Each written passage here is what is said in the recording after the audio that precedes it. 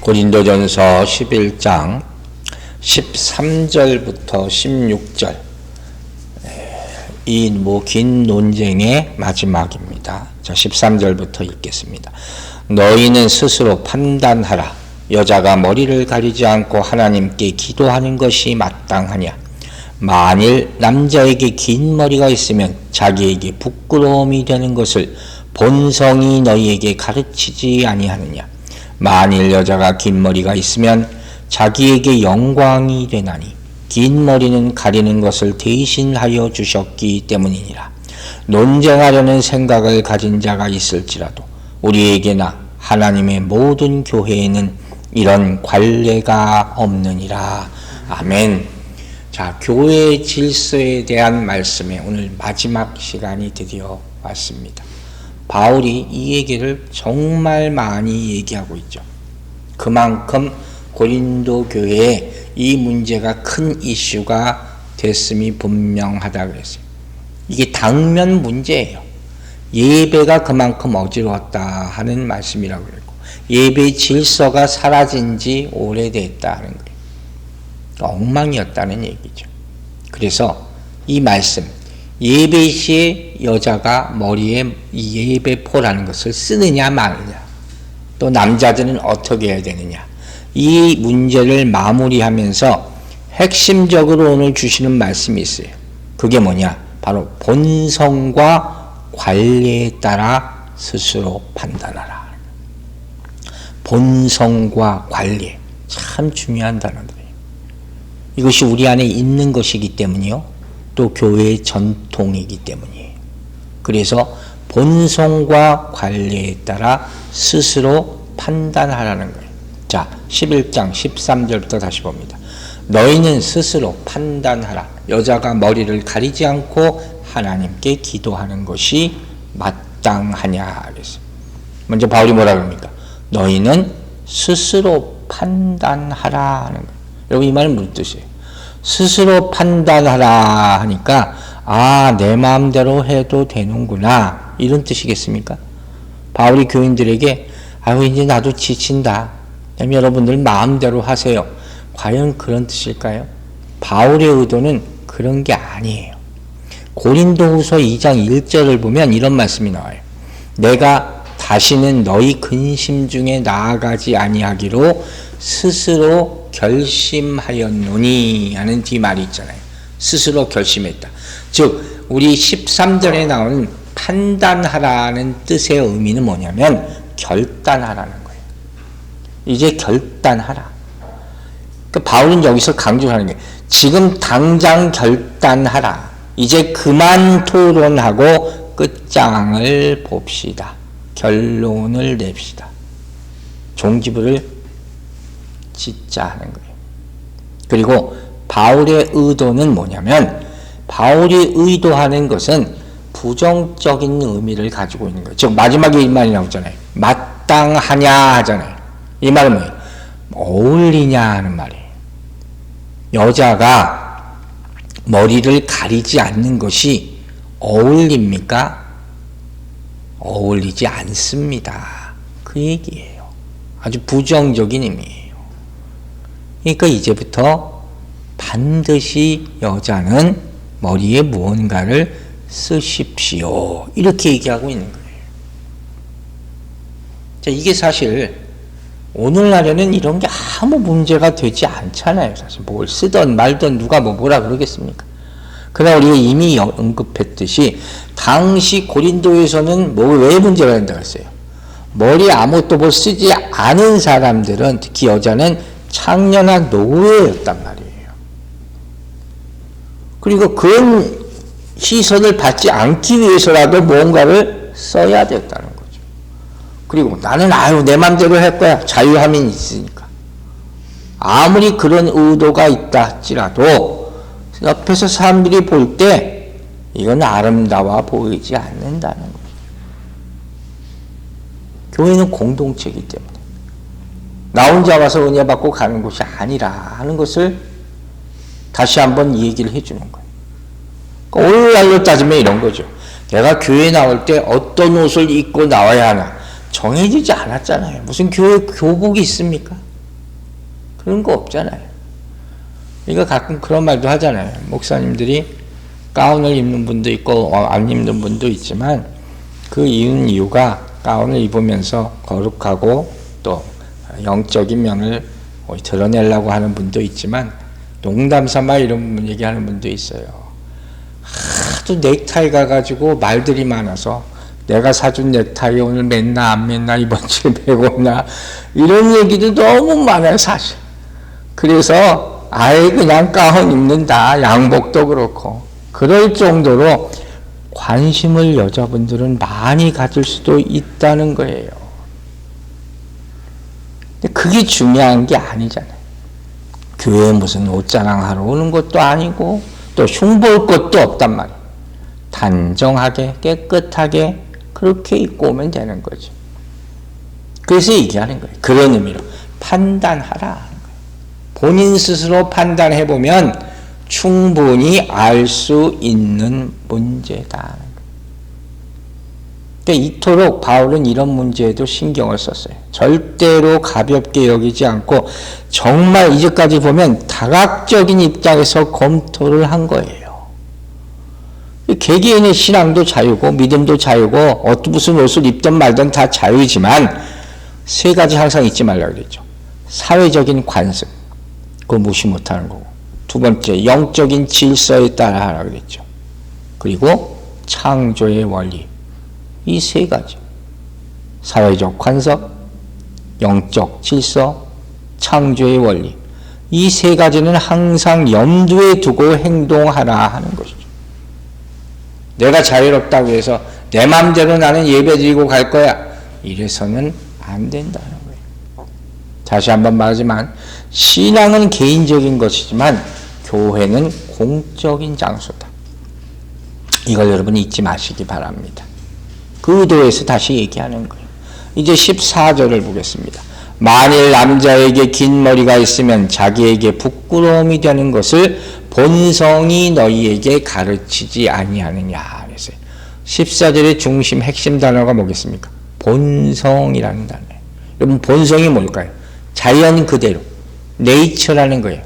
이성적인 판단을 하는 거예요. 우리가 본능이라는 말씀을 본능적이다. 그 본성이에요. 로마서 2장 14절에 힌트가 될 만한 말씀이 있어요. 율법 없는 이방인이 본성으로 율법의 일을 행할 때에는 이 사람은 율법이 없어도 자기가 자기에게 율법이 되나니. 자, 이게 무슨 말씀인지 아시겠죠? 율법 없는 이방인, 누구예요? 유대인이 아닌 이방인이죠. 이방인들은 율법을 십계명 안 받았잖아요. 근데 율법을 모르는데 어떻게 해요? 본성으로 율법을 행한다는 거예요. 쉽게 말하면 법을 모르는 것 같은데 법대로 살아. 그 얘기를 하는 거예요. 그러니까 법 없어도 저 사람은 사는 사람이야, 이런 표현들을 쓰잖아요. 바로 이 경우란 말이에요. 그 사람은 율법이 없어도 자기가 자기에게 율법이 되나니, 이걸 뭐라 그래요? 보이지 않는 율법, 양심이라 그랬죠. 율법보다 먼저 주신 것이 바로 양심이에요. 그 심지어 하나님을 몰라도 선하게 사는 사람들이 있더라 하는 거예요. 모르는 게 아니죠. 잊어버린 거죠. 그래서 죄를 지면 모든 사람의 가책을 느껴요. 양심의 가책이라는 걸 느낄 수밖에 없는 거예요. 하나님의 존재를 자기가 없다고 부인해도 부인할 수 없다고 로마서에서 얘기하잖아요. 그런 걸 말하는 거예요. 이게 바로 본성이에요. 그러니까 하나님께서 창조시의 모든 피조물 안에 부여한 자연적인 질서를 말하는 거예요.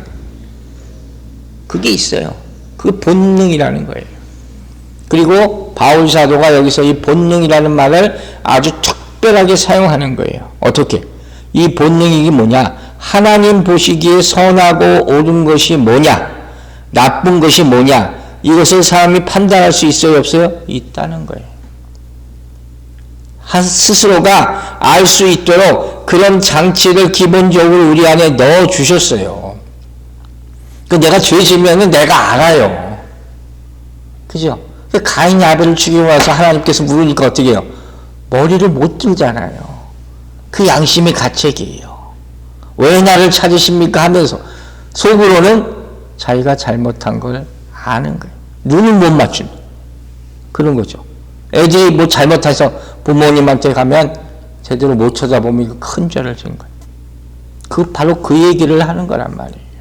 이 본성이라는 게 너무 중요하기 때문에 짧게 얘기를 하고 넘어가려고 그래요. 자, 아까도 말했잖아. 우리 보통 본능적이라는 말을 자주 사용합니다. 그러면 여러분 생각해 보세요.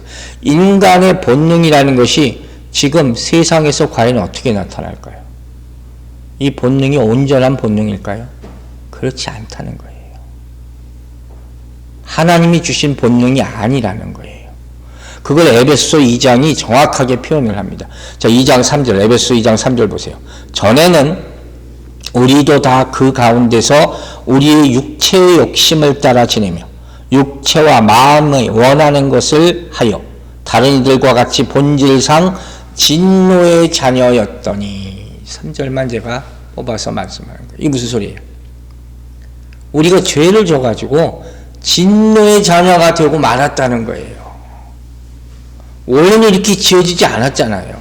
그러니까 여기서 말하는 본질은 뭐냐면 타락 후의 모습을 말하는 거예요. 타락 후의 모습. 그래서 진노의 자녀가 된 거예요.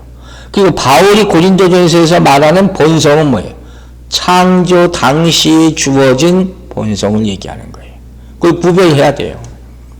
지금은 우리가 어떤 모습이에요? 창조 당시에 하나님의 형상이 있어요, 없어요? 없다 그러잖아요. 그걸 배웠잖아요. 죄가 들어와서 하나님의 형상이 가려진 모습이 되었다 하는 거예요. 2주 전에 이 말씀을 들었어요. 하나님의 형상, 너무도 중요한 얘기라고 그랬어요. 자, 우리 인간이 하나님의 형상으로 지음받았다는 것을 어떻게 할 수 있어요? 세 가지로 짧게 얘기했죠. 첫 번째, 우리가 이성을 가지고 있다는 거예요. 판단력이 있는 거예요. 그걸 하나님이 주셨으므로 우리가 하나님의 형상을 가지고 있다는 것을 증명할 수 있다고 그랬어요. 두 번째 뭡니까? 영성이 있죠. 하나님과 대화할 수 있는 유일한 존재가 인간인 거죠. 그게 하나님의 형상이 있다는 증거가 되는 거예요. 그 영성이 아주 발달되면 발달될수록 어떻게 해요? 하나님과 많은 대화를 하고 풍성한 은혜를 얻을 수 있겠죠. 세 번째가 뭐라고 했어요? 자유의지라는 것을 주셨다는 거예요. 로봇같이 취급하지 않으시고 그걸 인격이라고 했어요. 그래서 하나님과 우리 인간의 만남을 뭐라고 표현해요? 인격적인 만남으로 표현한단 말이에요. 괜히 그렇게 얘기하는 게 아니란 말이에요. 하나님께서 우리를 person to person으로, 인간 대 인간으로 대해 주시는 거예요. 그래서 온전하게 대화할 수 있다는 거죠. 언제든지 내가 아버지하고 달려가서 얘기할 수 있다는 거예요. 그렇게 만들어 놨는데 죄가 들어와서 타락하고 그 관계가 어떻게 틀어졌잖아요. 왜곡된 거예요. 그게 바로 지금의 왜곡된 본성이라는 거예요. 그래서 이것을 해결하기 위해서 주신 귀한 말씀이 바로 에베소서 2장이란 말이에요. 자, 2장 1절에서 이렇게 얘기합니다. 그는 허물과 죄로 죽었던 너희를 살리셨도다. 이 허물과 죄라는 것, 이게 아주 나쁜 거죠. 그래서 하나님과의 관계가 끊어지게 되잖아요. 트위스트 된단 말이에요. 또 5절과 6절 보세요. 에베소 2장 5절 6절. 허물로 죽은 우리를 그리스도와 함께 살리시고, 이게 얼마나 중요하면 계속 얘기하잖아요.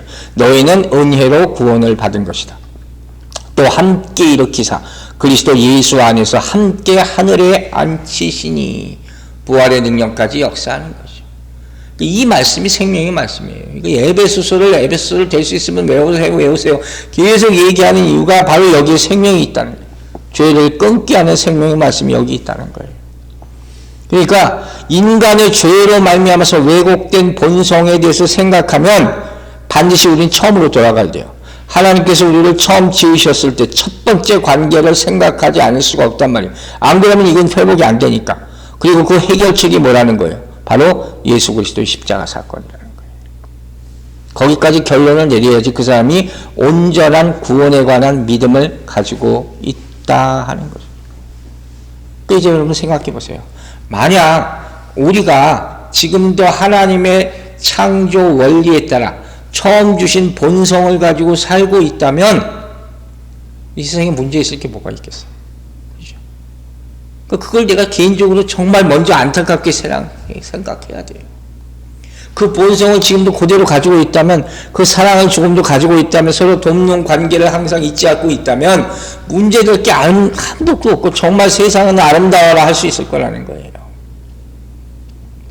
이걸 쉽게 말하면 뭐라 그래요? 세상 말로는 양심을 따라서 다 산다면 싸울 일이 뭐가 있겠냐, 속일 일이 뭐가 있겠냐 하는 거예요. 그런데 안타깝게도 현실은 어떠냐? 우리는 다 하나님의 주신 본성을 따르고 있느냐? 그렇지 않다는 거예요. 타락했던 첫 번째 모습이 지금까지 남아있다는 거죠. 그게 바로 자아예요. 하나님이 주신 그 영의 모습이 아니라.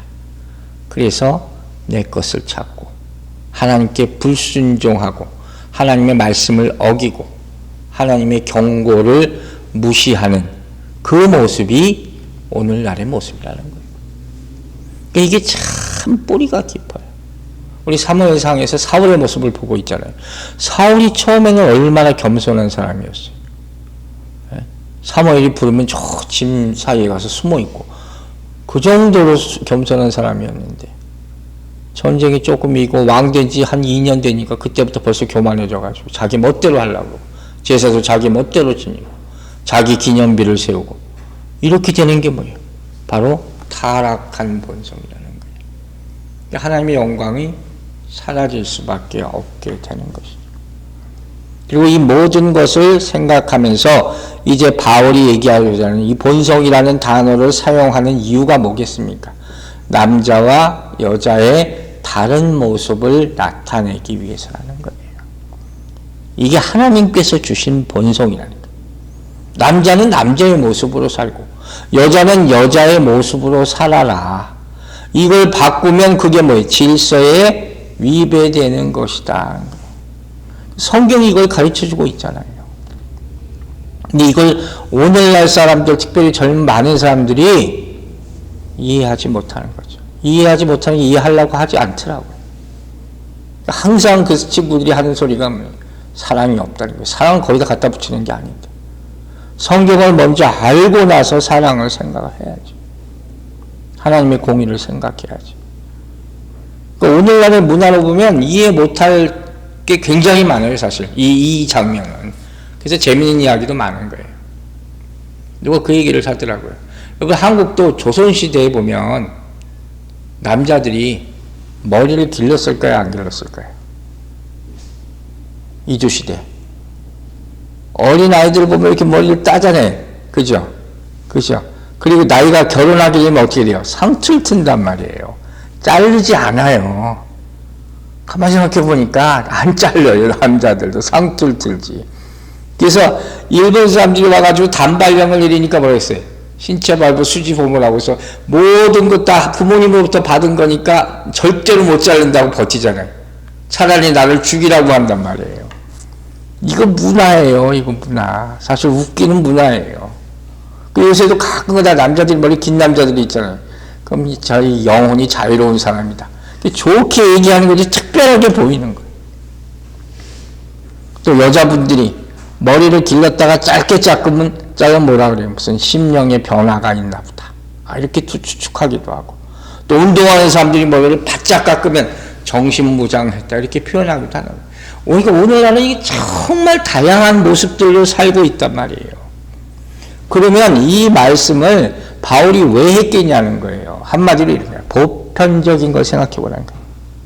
우리가 한 80에서 85% 이상 그걸 보편적으로 얘기한다면 거의 모든 사람들을 볼 때 세상 전체 인류를 봤을 때도 남자들은 머리를 짧게 깎고 여자들은 기르지 않느냐 하는 거예요. 그게 보편적으로 받아들인다는 거예요. 그게 자연스럽게 생각하고 받아들인다는 거예요.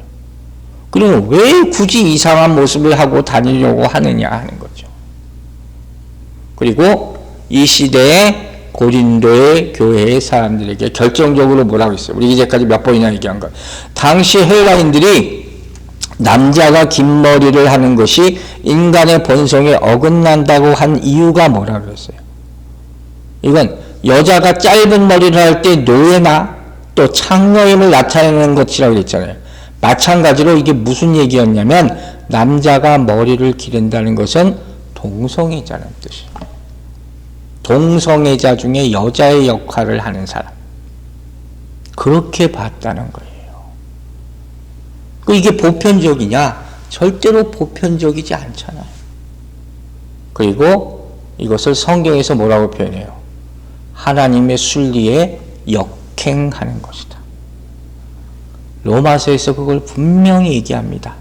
자, 로마서 1장 26절 보세요. 이 때문에 하나님께서 그들을 부끄러운 욕심에 내버려 두셨으니, 이 동성애 얘기했잖아요. 곧 그들이 여자들도 순리대로 쓸 것을 바꾸어 영리로 쓰며, 아주 정확한 표현을 했죠, 바울 사도가. 순리라는 게 뭐예요? 하나님이 주신 그 질서대로 쓰라는 거예요. 남자는 남자로 살고 여자는 여자로 살아. 그게 순리예요. 근데 영리로 그걸 바꿔버렸다는 거, 인간 마음대로. 이게 정상이냐 하는 거예요. 아니죠. 그러니까 바울의 그리스도적인 가치관으로 볼 때 이건 도저히 용납할 수가 없는 것이다. 하나님께서 남자와 여자로 구분해서 창조하시고 가정을 이루게 하셨는데 이게 창조의 원리고 인간의 본성이라는 거예요. 근데 이걸 어떻게 바꿀 수 있느냐? 아무리 남자가 여자답게 꾸며도 여자가 될 수 있느냐는 거예요. 여자가 남자답게 꾸며도 남자가 될 수 있냐는 거예요. 그 성전과 수술을 하잖아요. 그게 순리냐는 거예요. 여러분, 우리가 분명히 한 가지 알아야 될 것이 있어요. 그런 일을 행하면 꼭 질병이 생깁니다. 병이 생길 수밖에 없어요.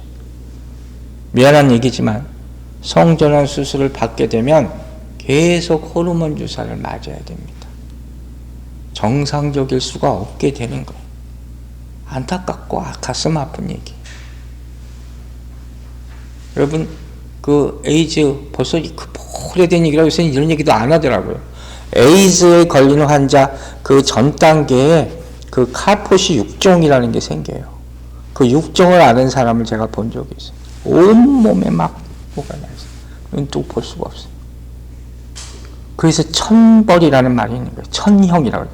하늘이 내린 형벌이라는 거예요. 그걸 또 고치겠다고 인간은 또 애를 써요. 약을 만들려고. 그게 순리에 어긋나는 거라는 거예요. 하나님의 순리, 하나님이 주신 그대로 사는 것이 행복이고 하나님께 영광 돌리는 일이라는 사실을 잊지 마시기 바랍니다. 이게 성경 말씀이에요. 본연의 모습대로 살아가라. 고린도전서 11장 15절에 이런 말씀도 있어요. 만일 여자가 긴 머리가 있으면 자기에게 영광이 되나니, 긴 머리는 가리는 것을 대신해 주셨기 때문이다. 부연하는 말씀이죠. 여자의 긴 머리가 있는 것은 여성적인 아름다움을 더 나타내는 거 아니에요. 그런데 왜 굳이 남자처럼 보이려고 짧게 깎으려고 하느냐, 그 얘기를 하는 거예요. 영광에서 자랑이라는 거예요. 여성스러움을 점점 더 나타내는 것이 그게 순리다. 자기가 여성으로 창조되는 것을 감사해야 되는데 그렇지 못한 사람들이 있다는 거죠. 있어요. 이거 자꾸 딴 쪽으로 생각하는 거예요. 그러나 하나님께서 주신 그대로 내가 감사하게 받고 지켜나가면서 살아나가는 것이 순리라는 거예요. 그것이 내 자랑이 되어야 되고 또 그것이 하나님께 영광 돌릴 수 있는 것이 되어야 한다는 거예요. 여성스럽다, 남성스럽다 하는 말들을 쓰잖아요. 이게 맞는 거예요. 근데 그걸 거꾸로 해서 산다는 건 그게 절대로 성경적인 것이 아니라는 거예요. 하나님께서 여러분의 부여한 성징을 잘 지키고 그로 말미암아 누리고 하나님께 영광을 돌리는 모든 분들 되시기를 주의 이름으로 축원합니다. 자, 그래서 15절의 말미에 모르는 표현이 있어요. 주셨다 그랬어요. 하나님이 주셨다는 거예요. 이게 의미심장한 거예요. 모든 모습, 남성의 모습, 여성의 모습은 하나님이 주신 것이에요. 서로 다르다는 차이를 나타내기 위해서 주셨다 했어요. 하나님이 주신 것을 왜 내 맘대로 바꾸려고 하는 거예요. 이건 잘못된 것이다. 제가 그게 갑자기 궁금했어요. 도대체 그렇다면 얘는 우리가 학교에서 무슨 원시인들 다 똑같이 생겼잖아요. 과연 언제부터 남자는 머리가 짧고 여자는 머리가 길까? 물론 호르몬적인 문제가 있겠지만 어떤 기록이 이런 게 있더라고요. 기원전 5세기경부터 기록에 남아있는 바에 의하면 기원전 5세기경부터 벌써 남자는 짧은 머리, 여자는 긴 머리를 하고 다녔다는 거예요. 유대인, 헬라인들, 당시 사람들, 또 로마인들 그랬다는 거예요. 특별히 그래서 유대인들 가운데 나시린에 대한 기록도 있잖아요. 다 짧게 하고 다니는데 나시린은 머리를 기들게 하는, 깎지 못하게 하는, 그게 예외였지 하나님의 순리대로면 남자와 여자가 다른 모습이다 하는 거죠. 디모데전서 1장 19절에는 말씀이 있습니다. 믿음과 착한 양심을 가지라. 어떤 이들은 이 양심을 버렸고 그랬어요. 우리 양심에 대해서 배웠죠. 그죠? 하나님이 주신 법, 보이지 않는 율법, 이걸 버렸다는 거예요. 하나님이 주신 것을 팽개쳤다는 거예요. 그 결과가 뭐예요? 그 믿음에 관하여 파선하였습니다. 순리대로 살지 않으니까 믿음도 사라지게 되고 많은 결과를 가져오게 되는 거죠. 이 연관관계가 분명히 있다는 겁니다. 그러니까 우리도 생각해 보라는 거예요. 과연 우리가 하나님의 주신 본성대로 살고 있는가? 아주 작은 일에도 하나님이 주신 본성대로 주어진 바에 감사하고 족함을 알면서 살고 있는가? 이걸 점검해 보라는 거예요. 이것이 우리가 받은 가운데서 복을 누릴 수 있는 원리가 된다는 거예요. 세상에서 그런 말 하잖아요. 기본이 됐다. 저 사람은 기본이 됐다. 그런 거예요. 배우지 않아도 알 수 있는 것. 본능적으로 알고 살아가는 것. 뭔 해야 되고 무엇은 하지 말아야 되고 그것을 지키는 것. 그것이 인간의 도리라 하는 것이죠. 결국 그런 얘기를 하는 거죠. 이제 마지막으로 11장 16절 말씀 보겠습니다. 논쟁하려는 생각을 가진 자가 있을지라도 우리에게나 하나님의 모든 교회에는 이런 관례가 없느니라. 자, 바울이 생각해 보니까 이 얘기에 대해서 자기 나름대로 엄청 길게 얘기를 했는데 그래도 자기 뜻에 동의하지 않는 사람이 있을 거라는 걸 이미 알았다는 거예요. 논쟁하려는 생각을 가진 자가 있을 것이다는 거예요. 계속 이 문제에 대해서 토론을 하고 싶어 하는 사람이 있다는 거예요. 답답한 얘기죠. 이게 논쟁하려는 말이 나오잖아요. 이 말이 오면은요, 논쟁을 즐긴다 하는 거예요. 고린도 교회 안에서 뭐가 진리인지를 알기 위해서, 결론을 내리기 위해서 논쟁하는 것이 아니라, 오로지 논쟁을 위한 논쟁이에요. 변론을 위한 변론을 하는 사람들이 있다는 거예요. 왜 그럴까, 이런 사람들이? 꼭 자기 자랑하는 거예요. 결국은 자기 똑똑하다는 걸 나타내기 위해서 이걸 하는 거예요. 그래서 교회 안에서는 이런 논쟁이 필요 없다는 거예요. 끝없는 논쟁인 거예요. 소모전 뿐이에요. 가끔 신학교에서 믿는 사람들하고 또 믿지 않는 무신론자들하고 디베이트를 해요. 세상 똑똑한 사람들 거기 다 모여있어요. 정말 엄청납니다. 문제는 끝이 안 나요. 몇 박 며칠 해도 끝이 안 나요. 그러니까 이건 안 해야 되는 거예요. 이 교회가 망가지는 거기 때문에 소용이 없는 것이라는 거예요. 고린도 교인들은 왜 그랬을까요? 우리가 앞에서 배웠잖아요. 모든 것이 가하다 그랬어요. 예수 믿고 자유함 얻었으니까 내 마음대로 해야 되는 주장을 하는 거예요. 그 생각을 하고 있는 거예요. 개인의 권리를 주장하고 한다고 세작기를 했잖아요. 근데 바울은 이제 딱 결정을 해버려요. 스탑. 더 이상 토론하지 맙시다. 얘기. 아무 의미가 없는 토론입니다. 그 이유를 고린도전서 10장 23절에서 말합니다. 모든 것이 가하나, 뭐라 그랬어요? 가하다. 유익한 것은 아니다. 또 모든 것이 가하나 덕을 세우는 것도 아니다. 유익하지도 않고 덕을 세우지도 않는데 그 논쟁을 왜 계속해야 됩니까? 이제 그만합시다. 이렇게 얘기하는 거예요. 잊지 마시기 바랍니다. 고린도전서 10장 23절 말씀이죠. 그리고 마지막 이유를 바울이 어떻게 설명합니까? 하나님의 모든 교회에는 이런 관례가 없다.